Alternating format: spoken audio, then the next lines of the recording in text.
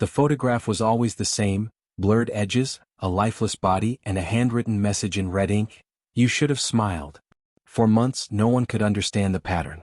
There were no fingerprints, no DNA, no connection between the victims, except for the Polaroid taped to their foreheads. What kind of killer stages their crimes like art?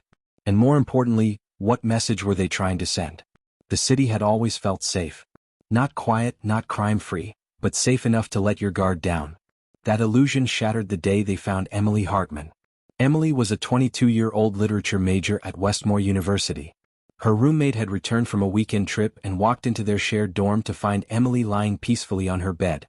Her hands were folded over her chest, her hair neatly brushed, eyes closed as if in a deep sleep. But there was no rising chest, no pulse, no warmth. Death had taken her quietly.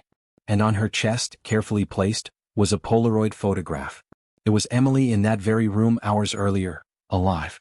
She was seated at her desk, smiling faintly at the camera. Nothing seemed off, until detectives noticed the handwritten message in red marker scrawled at the bottom: "You should have smiled more." At first, detectives dismissed it as some twisted personal statement from someone she knew. Maybe a jealous ex, maybe a fellow student who had been stalking her. There were no signs of forced entry, no struggle, no defensive wounds. The coroner later confirmed she had been sedated before being suffocated with a pillow. Clean, clinical, and deeply disturbing. No fingerprints. No DNA. No witnesses. Whoever had taken the photo had done so while Emily was still alive. That fact alone was chilling. But police tried to keep the details contained, hoping it was an isolated incident. 2 weeks later, another body surfaced. This time it was 29-year-old Alex Ramirez, a night security guard at a downtown art gallery. His body was discovered slumped over a supply room desk, the scene eerily similar: no blood, no resistance. Just silence. And another Polaroid. In the photo, Alex was standing by the gallery's main sculpture exhibit, smiling awkwardly at the camera. He had clearly been unaware of the person holding it. Written beneath the image: "Smile while you can." Detectives couldn't contain the story anymore. News outlets got hold of the details and headlines lit up: "Polaroid killer strikes again?" Panic spread. People locked their doors with a new sense of urgency. Talk shows speculated on the psychology of a killer who used retro technology to document his victims. Social media buzzed with fear, rumors, and fake Polaroid photos designed to go viral. Then came victim 3, Carly Donovan, a 41-year-old children's book illustrator. She was found in her suburban home, tucked neatly under a blanket on her living room sofa, almost as if she had drifted off during a movie. On her forehead was taped the familiar square frame of a Polaroid. This one was different. It wasn't just a photo. It was a statement. Carly was smiling widely, almost forced, like she'd been told to smile. Behind her, on the wall, was a large red X spray painted over one of her paintings. The photo had a chilling caption: "That smile doesn't match your lies." That's when law enforcement realized they weren't just dealing with a serial killer, they were dealing with a methodical artist. Each scene was composed like a canvas. Each victim posed, styled, and lit with care. And each photo was a deliberate message, possibly to the victim themselves, or to someone watching. But there were no common threads. Emily was a student. Alex, a security guard. Carly, a quiet illustrator who worked from home. No shared workplaces, social circles, or neighborhoods. Nothing obvious tied them together. Detectives scoured CCTV footage, social media accounts, and visitor logs. Still nothing. The only consistent factor was the killer's chilling precision. He or she left no trace. No signs of panic or rush. The time between murders was enough to suggest premeditation, stalking, maybe even rehearsal.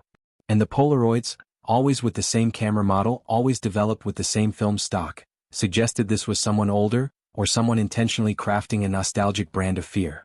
Then came the most terrifying realization: the photos had been taken before the murders. Which meant the killer was gaining access to their lives long enough to capture them unaware. They were being watched, maybe even approached, by someone they never suspected. Police created a task force. Behavioral analysts profiled the killer as intelligent, meticulous, narcissistic. Someone who saw the murders as a performance. Someone who believed the photographs were the real crime, and the deaths merely the aftermath. The public grew paranoid. People covered their windows. Students dropped out of university mid-semester. Social gatherings dried up. If you were alone, you were vulnerable. That was the unspoken truth creeping through every neighborhood. A month passed. No new bodies. No new Polaroids. It was almost worse than before. The silence felt loaded, like the killer was watching the reaction, savoring it. The lull made people second-guess the entire pattern. Maybe the killer had moved on. Maybe they'd died or been arrested for something unrelated. And then, just as quietly as it had started, it happened again. The fourth body. This time it wasn't found by a roommate or a janitor, it was mailed.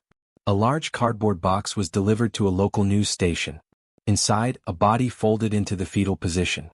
Alongside it, a stack of 6 Polaroids, each taken in different locations. The victim brushing her hair in a gym locker room, eating alone in a cafe, walking to her car at night, smiling at a dog, browsing in a bookstore, and finally lying dead in the box. Written on the final photo in that same red ink, she smiled for everyone. No one saw her scream. The city wasn't just afraid anymore. It was broken. This wasn't random. It was calculated. The killer wasn't hunting for victims. He was hunting for an audience. There was something deeper behind the Polaroids, something personal. That truth became undeniable after the 5th body was found. Her name was Natalie Pierce.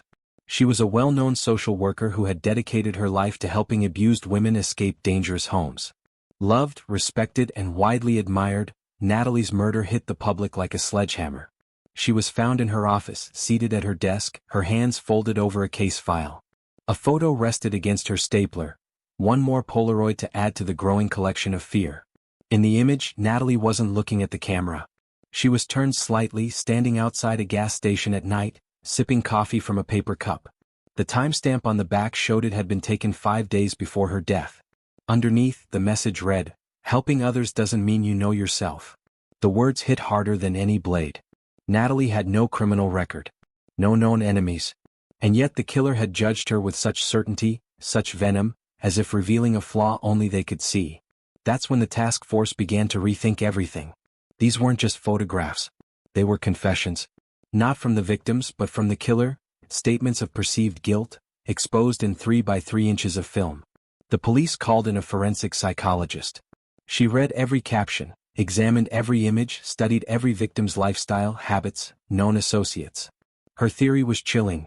The killer wasn't picking people at random. He was choosing individuals he believed were pretending, people who wore emotional masks. Smiles, kindness, public service, it didn't matter. The killer believed they were fakes. And the Polaroids? They were his evidence. It explained why each caption was so loaded. Emily Hartman, the college student, "You should have smiled more." Carly Donovan, the illustrator, "That smile doesn't match your lies." Natalie Pierce, "Helping others doesn't mean you know yourself." These weren't playful taunts.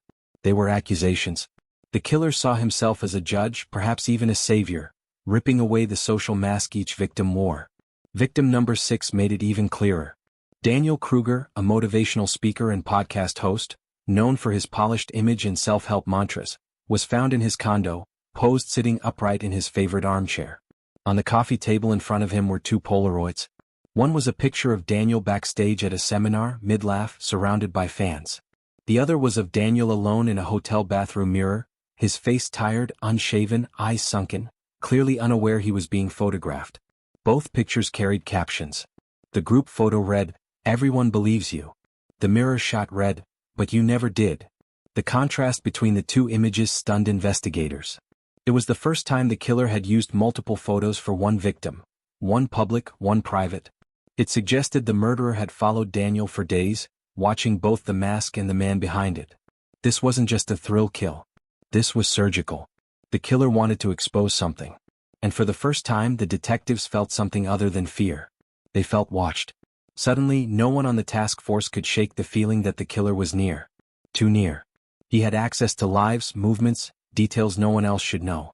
Natalie's routine. Daniel's hotel mirror. Carly's artwork. These weren't just observations, they were invasions. Someone had been embedding himself into their lives, unseen, unnoticed. That's when the theory shifted again. What if the killer wasn't some recluse hiding in shadows? What if he was blending in? Detectives reanalyzed everything. Building security logs, cafe transactions, gym check-ins, parking lot footage. They realized something they hadn't noticed before. Most of the victims had reported strange but subtle incidents days before their deaths. Misplaced items. Pets acting strangely. A feeling of being followed. Nothing enough to call the police over. But in hindsight, Everything screamed surveillance. And the killer never struck immediately. He stalked. He documented. He rehearsed. Every photo was proof he had been there, present but invisible. Not only did he learn how his victims lived, he learned what they hid. Victim 7 was a quiet schoolteacher named Maria Ellis. She lived alone, no partners, no controversies. But after her death, the Polaroid showed her standing outside a courthouse, watching a man walk away from a parked car. Investigators realized the man in the photo had once been accused of abuse by a student, charges that were quietly dropped due to lack of evidence. Maria had testified on his behalf, swearing he was innocent. Her Polaroid caption read, "You knew what he did. But you smiled anyway." That changed everything. The killer wasn't just punishing lies, he was punishing betrayals of morality. Every victim had made some choice, however hidden, that the killer viewed as wrong. Hypocrisy, complicity, cowardice. And he was documenting their guilt in silence.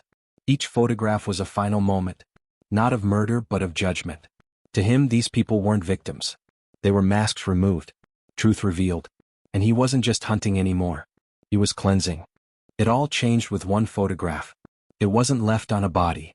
It wasn't found in a victim's hand or mailed to a newsroom. This one arrived anonymously in a plain manila envelope, tucked inside a post office drop box 2 towns over. No return address. No fingerprints. No note. Just a single Polaroid sealed inside a plastic sleeve. The photo showed an empty warehouse. Dust particles floated in the beam of a broken window.